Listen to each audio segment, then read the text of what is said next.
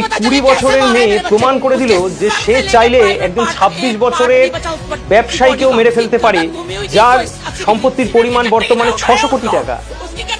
এই ছেলেটির সাথে মেয়েটির সম্পর্কটা আর কিছুদিনের মধ্যেই বৈবাহিক জীবনে পরিণত হতে পারত। তারা 17 কোটি টাকার একটি প্যালেস বুক করেছিল, 2টো চার্টার্ড প্লেন বুক করা হয়েছিল অতিথিদের আপ্যায়ন করে নিয়ে আসার জন্য। কিন্তু সেইখানেই ঘটে গেল একটি বড় কাণ্ড। লোহাগড় ফোর্টে ঘুরতে গিয়েছিল ছেলেটি এবং মেয়েটি, কারণ মেয়েটির জন্মদিন সেলিব্রেট করার উদ্দেশ্যে ছেলেটি নিয়ে যায়। কিন্তু মেয়েটি তার মাঝে একটি অন্য প্ল্যানিং করে ফেলে। কি প্ল্যানিং? এই 20 বছরের মেয়ে সিয়া গোয়েল তার 22 বছরের প্রেমিক চেতন চৌধুরীর সাথে একটি প্ল্যান করেছিল, কারণ সে জানতো এই বেকার ছেলেকে তার বাড়ির লোক কোনোদিন মেনে নেবে না। তার জন্য সে রীতিমতো পরিকল্পনা করে ছেলেটিকে সেখান থেকে ধাক্কা মেরে 400 ফুট নিচে খাদের মধ্যে ফেলে ছেলেটির প্রাণ কেড়ে নিয়েছে। আপনারা ধারণা করতে পারেন এই মৃত্যুর ঘটনা ঘটার পরে মেয়েটি বলেছিল যে সেই ছেলেটি নাকি তার ছবি তুলতে গিয়ে পড়ে গেছে, কিন্তু এই ঘটনা সম্পূর্ণ মিথ্যে।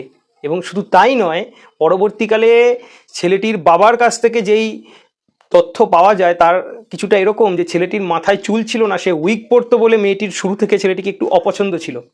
কিন্তু এটা সে খোলাখুলি বললেও পারতো, সে বলেনি। সে মনের মধ্যে পুষে রেখে ছেলেটিকে মারবার ছক কষে গেছে। এমনকি 17 ঘন্টা আগে, এই মৃত্যুর ঘটনাটি ঘটার 17 ঘন্টা আগে মেয়েটি তার সেই বয়ফ্রেন্ডের সঙ্গে একটি রেস্তোরাঁয় গিয়ে মিট করেছে। এই সব কিছু থেকে আপনারা এখনও বলবেন যে ওরা পিছিয়ে আছে? ওরা পিছিয়ে নেই, ওরা সমানাধিকারও চায় না, ওরা অগ্রাধিকার চায়। এবং শুধু অগ্রাধিকার চাওয়াটাও এরকম চাওয়া নয়, এখানে আপনাকে বুঝতে হবে যে আজকে পুলিশ তাকে অ্যারেস্ট করেছে, আজকে তাকে হয়তো আইনতভাবে শাস্তি দেওয়া হবে, কিন্তু আমরা যারা সাধারণ মানুষ আমরা তো চাইবো যে ছেলেটি যেভাবে মারা গেছে এই মেয়েটিরও যেন সেই সৌন্দর্যের কারণটিকে নষ্ট করে তাকে যেন দৃষ্টান্তমূলক শাস্তি দেওয়া হয়। শুধু এটা আমাদের কথা নয়, মেয়েটির মা কি চায় সেটাও একবার শুনে নিন। वो बहुत अच्छे, मतलब बहुत अच्छे थे। मेरे बेटे से भी बढ़ के यानी मेरा केतन जी था।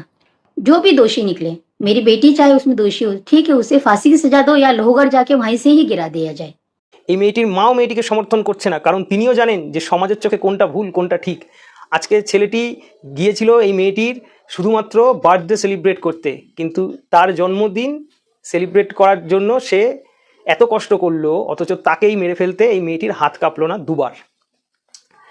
যাই হোক, অনেক বড় বড় মহাপুরুষেরা বলে গেছেন নারী চরিত্র বেজায় জটিল, আমরা সেখানে কী বা বুঝবো। কিন্তু আজকে এই ছেলেটি যেই মা বাবার কোল থেকে হারিয়ে গেল, সেই মা বাবার কষ্টের কাছে বাকি দুনিয়ার কষ্ট কিছুই নয়। তবে এইটা আমাদের চোখ খুলে দেওয়ার জন্য আরও একটা নিদর্শন আমরা পেয়ে গেলাম যে 26 বছরের একটি ছেলেকে মারতে 20 বছরের একটি মেয়ে কিন্তু দুবার ভাবলো না যে ছেলেটির ফ্যামিলির কি হবে, বা একটা প্রাণ নিয়ে নেব। হয়তো ছেলেটি এখন গিয়ে স্বর্গে চিত্রগুপ্তকে প্রশ্ন করছে যে তার কি অপরাধ ছিল, হয়তো চিত্রগুপ্ত তাকে এটাই উত্তর দেবেন যে তোমার কোনো অপরাধ ছিল না, কিন্তু আমার খাতায় লেখা হয়ে গেল মেয়েটির অপরাধগুলো।